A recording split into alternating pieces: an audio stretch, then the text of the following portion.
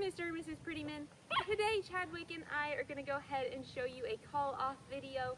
What that means is if he goes for an object he should not have, like a shoe, you're either going to tell him no, or you're going to say ah and make that noise and give him a 2-finger poke, or if he's on a leash, give him a leash tug.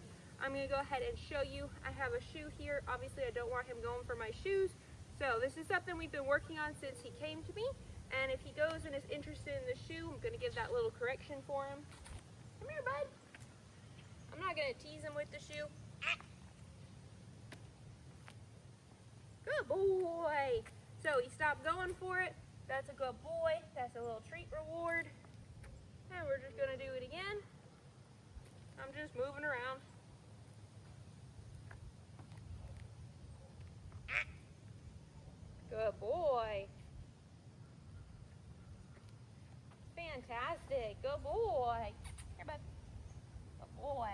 If you're going to sit instead of going back for that shoe or whatever object it is, give a reward for that. Good boy. And I'm going to go ahead and drop the leash. Chadwick, don't leave though. And just because most likely in your house you're not going to have him on that leash, so I want to just give the example of him being loose if you're not holding the leash. I'm going to move the shoe to create more interest in it again, but I'm not going to play with it. Off.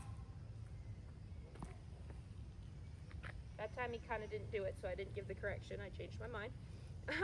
I'm not going to tease him with it or do anything like that, but I am allowed to move my stuff. Obviously, your shoes are going to change locations in your home, and that's not his signal to go for it. So that's why I'm just kind of moving it a little bit.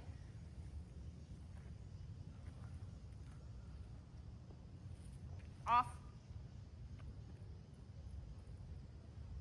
Very nice. Good boy.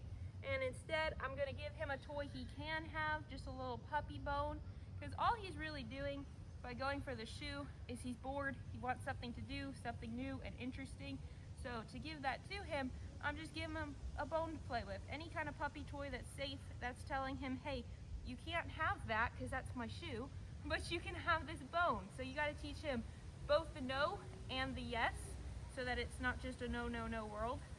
But that was not bad at all.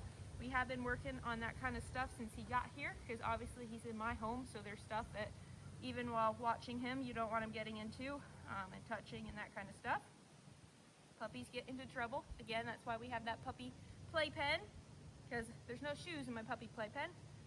Avoid any dog toys that look like shoes. I know there have been some like little stuffed slippers and little things that look like Crocs and stuff for dog toys.